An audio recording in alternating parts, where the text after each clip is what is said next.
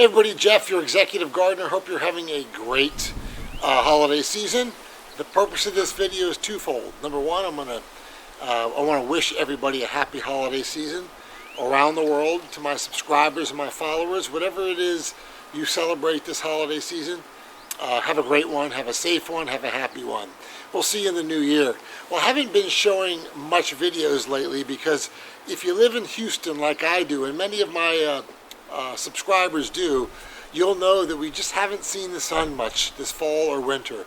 It's been the wettest, other than Hurricane Harvey last year, the wettest, coldest, most miserable fall and winter so far. Now it's kind of ironic that I'm filming it today because today happens to be beautiful. 72 degrees, a few days before Christmas, sunny. It feels like Southern California. So it has not been perfect this year gardening in Houston, Texas, the fall, the winter garden. Again, you know what I'm talking about if you follow me. Houston is a very difficult place to garden. So if you are living in Houston or anywhere in the South, but especially Houston because I can speak to that, don't get discouraged. Not every year is like this year. It's been the worst year in my 15 years that I've lived here. It's a lot harder to garden here than areas like Southern California, Northern California, and other parts of the country where they get very little rain and the sun shines a lot. Having said that, hang in there. Spring will be around the corner. So let me show you what I have growing here in my garden in the fall. There's some things that will grow, but you'll notice that many of my things are stunted. The reason they're stunted is we just haven't had a lot of sunlight. And given that the days are shorter this time of year, right before Christmas, with no sun shining, the plants just won't do their thing and they won't produce energy and they won't grow. So I do have a few things growing. Let me show you what I have. And again, I want to wish everybody happy holidays.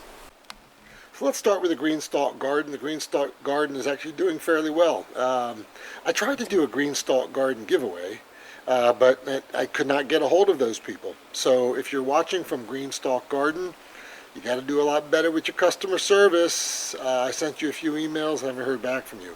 But in all seriousness, the product is pretty good, even though my experience with them recently has not been. But could be a holiday season. That's neither here or there. But with this garden, you'll see there I do have some great herbs growing. Dill. I do have some spinach and other assorted herbs that you'll see there that's doing very well. Take a look at this spinach. Let me give you a close-up. That's nice. Look at those spinach leaves. It's absolutely beautiful. We've been picking on that and eating on that for quite a while. Okay, but this garden actually does a pretty good job. It does not get many pests, as I talked about before, but it does get snails, so you need some of the snail pellets to kill the snails. So let's take a look over here. This is actually black-seeded Simpson lettuce. And this is doing great. We've been picking on this and eating this for quite some time and absolutely enjoy it. Again, black-seeded Simpson lettuce. Now this lettuce is kind of interesting. You'll see there's like some spikes on it, but it's a very coarse lettuce. It's very crunchy and so forth. So don't expect this to be as soft as a romaine lettuce or a red sail lettuce. High fiber, very crunchy. Okay, so if you like that, try some black-seeded Simpson lettuce, but as you can see, absolutely beautiful. And again, lettuce is a cut and come again, so you can keep chopping on that, it'll keep growing. Over here, we've been picking on this and eating this as well. Of course, this is romaine lettuce that you use for Caesar salads, and this is done very well as well in the green stalk garden.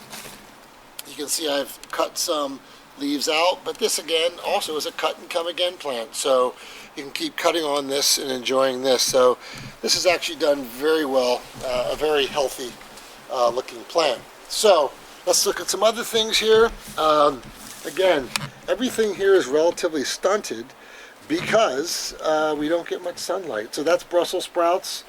You'll see some broccoli, a little bit stunted, but you can see the flower is starting to come out for the broccoli. And broccoli, and then more broccoli.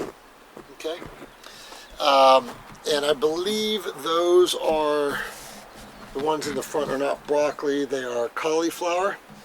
And kind of, you can see the little cauliflower starting to come out. There's a little flower in there. More spinach, okay. Spinach, onions, and more broccoli. It's kind of funny. Look at this. I got a lizard on top of my broccoli pad. See that? Look at that little guy. He's just chilling on my broccoli flower. Okay?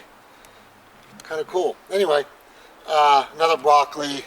And then through here we've got some additional broccoli, cauliflower, and Brussels sprouts. Okay? Again, no sun. You're not going to get significant plant growth. And I mean, look at this one. Look how stunted that Brussels sprout is. That one's starting to pop up a little bit, but just has not been a great season, folks. So this is what I'm growing. You can see the parsley is doing pretty well in this green stalk garden, and then some more spinach. Okay, let me show you the side gardens, show you what's happening over there. And again, you'll see more stunted growth because I just do not have enough sun here helping the plants grow. All right, so over here you'll see on the side garden we do have some kale. This is cauliflower. Okay, again, look how stunted this plant is. We're just not getting the sun. Okay, more cauliflower, kale. This time last year, that kale plant would have been, I don't know, 3 times bigger. We got some Swiss chard, stunted, Swiss chard. Okay. More Swiss chard. Some romaine lettuce. The other thing that's been going on here in Houston is we're getting a tremendous amount of wind. And the wind is just knocking these things all over the place. The cabbage, again, you can see, red cabbage. Nice, but still very stunted. Okay. My hope is that throughout the rest of the year we'll get a little bit more sun. Kale. Kale, again, slower, more kale. Out there you got more red cabbage, and these are Brussels sprouts. Okay. Again, not doing much without additional sun. So, to all my friends that are in Houston, you can empathize with me.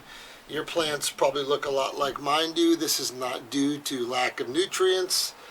This is due simply to lack of sun, okay? And horrible weather, quite frankly. So, again, I'm still appreciative. These will be a little bit slower to get to harvest, but they will come around eventually, so hang with it. Even the kale, will come around as well. So this is what's happening. Again, a little bit slower. I'm going to ramp up in the spring and start getting a great start on peppers and tomatoes and all that. But unfortunately, for the 5th time, it's been a washout here in Houston, Texas. I am doing some indoor gardening with an aero garden. I am growing lettuce right now, so my next episode is I'm going to show you what I'm doing with the aero garden. The aero garden, A-E-R-O garden, check it out online. It's a pretty handy deal.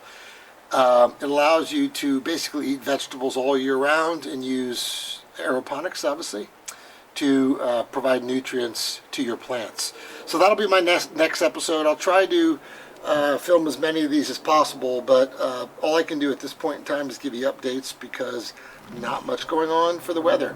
Until next time, I hope everybody has a happy holiday season, and I'll be back with you in a few weeks. Take care. Bye.